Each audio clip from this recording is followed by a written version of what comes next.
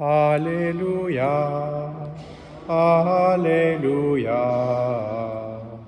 Alléluia, Alléluia, Alléluia, Alléluia. Moi je suis le chemin, la vérité, la vie, dit le Seigneur. Personne ne va vers le Père sans passer par moi. Alléluia, Alléluia, Alléluia. Le Seigneur soit avec vous. Évangile de Jésus-Christ selon saint Luc. Un jour de sabbat, Jésus traversait des champs. Ses disciples arrachaient des épis et les mangeaient après les avoir froissés dans leurs mains. Quelques pharisiens dirent alors: « Pourquoi faites-vous ce qui n'est pas permis le jour du sabbat ?» Jésus leur répondit: « N'avez-vous pas lu ce que fit David un jour qu'il eut faim, lui-même et ceux qui l'accompagnaient? Il entra dans la maison de Dieu, prit les pains de l'offrande, en mangea et en donna à ceux qui l'accompagnaient, alors que les prêtres seulement ont le droit d'en manger. Il leur disait encore: « Le Fils de l'homme est maître du sabbat. » Acclamons la parole de Dieu. Louange à toi, Seigneur Jésus.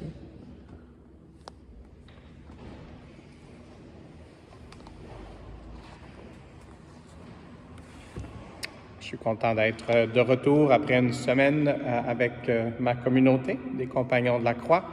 Nous avions un genre de retraite et en même temps, c'était pas une retraite en silence, donc on pouvait être les frères ensemble pour partager les expériences de l'année. Et ça faisait plus qu'un an qu'on ne s'était pas vus.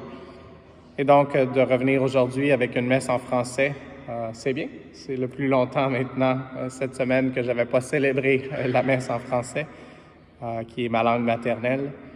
Et de revenir avec ces lectures et d'une façon spéciale avec le saint d'aujourd'hui, Saint Grégoire le Grand, m'a amené à partager ce que je vais essayer de partager aujourd'hui. Donc, dans la lecture des Corinthiens, on a encore entendu le nom Apollos. Et puis, à un moment donné, dans l'Église, il y avait des courants de pensée un peu différents. Il y a des gens qui disaient qu'ils pensaient plus comme Apollos, d'autres disaient qu'ils pensaient plus comme Paul.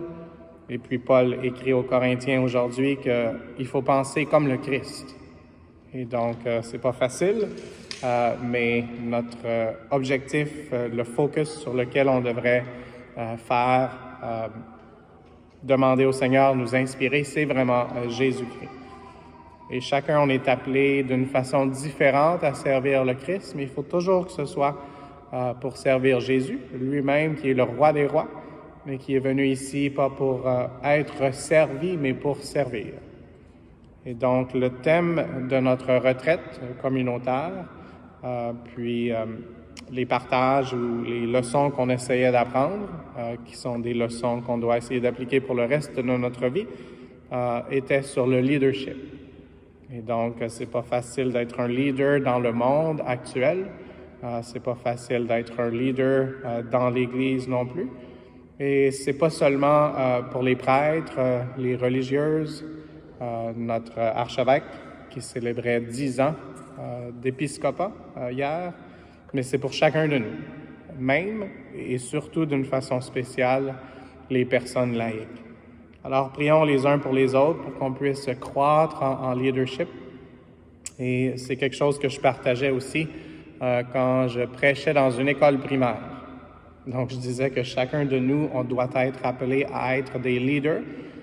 Et puis, la façon en anglais, c'est qu'on doit être mené vers le Christ et mener les autres vers le Christ. We need to lead people to Christ.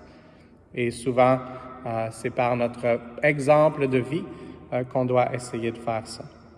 Et donc, Saint Grégoire le Grand, il est connu, et je vais juste lire la petite description ici, qui, je crois, est une bonne synthèse de comment on doit être des leaders.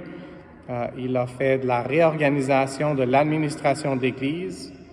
Il a aussi rénové la liturgie et il a intensifié l'action missionnaire de l'Église. Et ces 3 points-là qui sont pour l'Église, et il était le pape, donc il était un leader dans des temps difficiles. Donc, ce sont des points qu'on doit appliquer dans notre propre vie. Et en commençant peut-être par la liturgie, il est très important. Et aujourd'hui, ce n'est pas un samedi d'obligation. Donc, vous êtes ici aujourd'hui, vous avez choisi d'être ici. Donc, vous êtes déjà des leaders de cette façon-là. Et quand on parle de la liturgie, pour nous, on devrait penser pas seulement à notre participation au sacrement, mais à notre prière personnelle. Et donc, on a besoin de rénover notre prière personnelle, notre contact intime et personnel avec Dieu, avec Jésus-Christ. Et ensuite, l'administration de l'Église. Les bons leaders savent comment être menés par le Christ et se mener soi-même, être en charge de leurs émotions du mieux possible ou les amener à Jésus, s'il y a des choses très fortes. Et donc, nous aussi, on doit essayer d'organiser ou de réorganiser notre vie. Et donc, demandons à l'Esprit Saint de nous aider. Et avec la rentrée scolaire, peut-être qu'on peut dire qu'on veut une rentrée aussi à l'école de l'amour du Seigneur, puis essayer d'appliquer des choses dans notre vie qui font de nous de meilleurs chrétiens, de meilleures personnes qui suivent Jésus et aussi, on espère, qui entraînent d'autres à la suite de Jésus.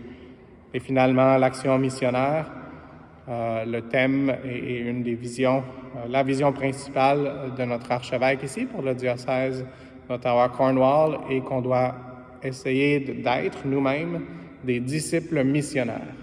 Alors, demandons au Seigneur de nous aider à suivre Jésus et de cette façon à entendre son appel qui nous envoie en mission et qui nous donne tous les dons, pas tous les dons individuellement, mais que tous ensemble, on a les dons pour pouvoir continuer à partager la bonne nouvelle.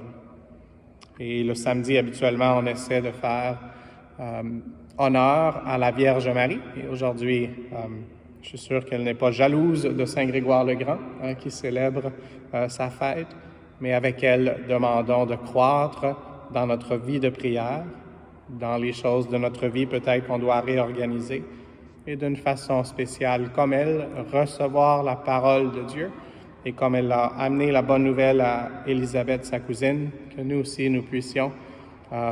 Et Marie n'avait même pas dit de parole, c'est juste la présence de Jésus en elle-même qui a pu évangéliser, si on veut, Élisabeth, et qui s'est mis à recevoir la joie de l'Évangile. Donc, Maman Marie, aide-nous aujourd'hui et aide-nous pour le reste de notre vie à avoir cette intimité par l'Esprit Saint avec Dieu le Père et ainsi recevoir Jésus dans notre vie de communion avec lui, notre prière personnelle, et que le débordement de la joie de connaître l'Évangile puisse nous aider à partager cette bonne nouvelle, surtout à ceux qui en ont le plus besoin.